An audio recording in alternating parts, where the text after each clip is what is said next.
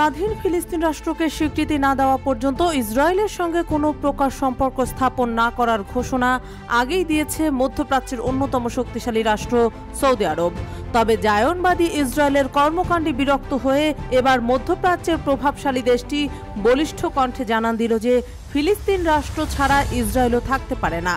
টানা প্রায় ৮ মাস ধরে নির্বিচারে নৃশংস হামলা পরিচালনা করে চলেছে দখলদার ইসরায়েলি বাহিনীর বর্বরচিত হত্যাকাণ্ডের ফলে বিশ্বের কাছে তাদের যে প্রতিকৃতি তৈরি হয়েছে তার ফল হিসেবে একটু একটু করে নিজেদের পতনের দিকে এগিয়ে যাচ্ছে নেতানিয়াহুর বাহিনী। এক এক করে বন্ধু রাষ্ট্রদের সমর্থনও হারাচ্ছে ইসরায়েল। একই সাথে ইসরায়েলের প্রধানমন্ত্রী বেনিয়ামিন নেতানিয়াহু ও তার সরকার সমান তালে জনপ্রিয়তা হারাচ্ছে। এর মধ্যে সৌদি আরবের ইসরায়েলকে টার্গেট করে করা মন্তব্য নির্দ্বিধায় নেতানিয়াহুর জন্য ভয়ের কারণ।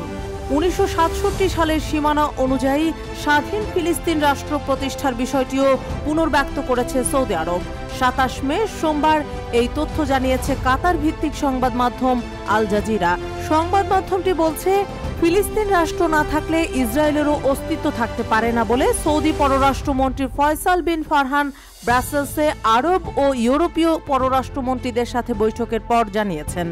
তিনি বলেছেন, দ্বিরাষ্ট্রীয় সমাধানের মাধ্যমে তারা যে নিরাপত্তা চান সেটি ইসরায়েল স্বীকার করে না এবং এটি অত্যন্ত উদ্বেগপূর্ণ বিষয়।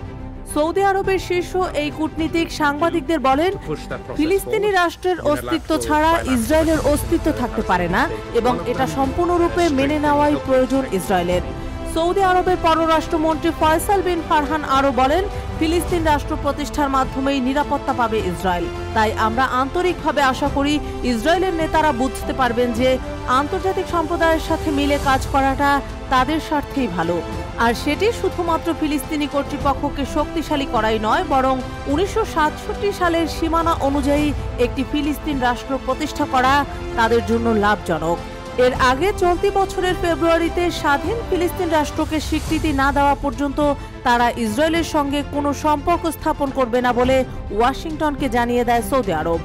সৌদি প্রেস এজেন্সির বিবৃতিতে সে সময় বলা হয়, 1967 সালে সীমান্ত অনুযায়ী পূর্ব জেরুজালেমকে রাজধানী করে স্বাধীন ফিলিস্তিন রাষ্ট্রকে স্বীকৃতি না দেওয়া পর্যন্ত ইসরায়েলের সঙ্গে কোনো কূটনৈতিক সম্পর্ক হবে না বলে সৌদি আরব বাইডেন প্রশাসনকে জানিয়ে দিয়েছে।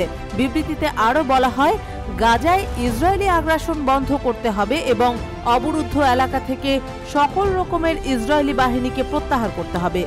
উল্লেখ্য, 1967 সালের যুদ্ধে পশ্চিম তীর দখল করে নেয় দখলদার ইসরায়েল।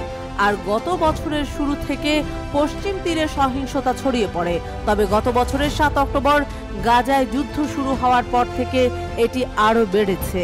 মূলত গাজা ভূখণ্ডের পাশাপাশি অধিকৃত পশ্চিম তীরকে ফিলিস্তিনিরা তাদের ভবিষ্যৎ স্বাধীন রাষ্ট্রের মূল অংশ হিসাবে চায়।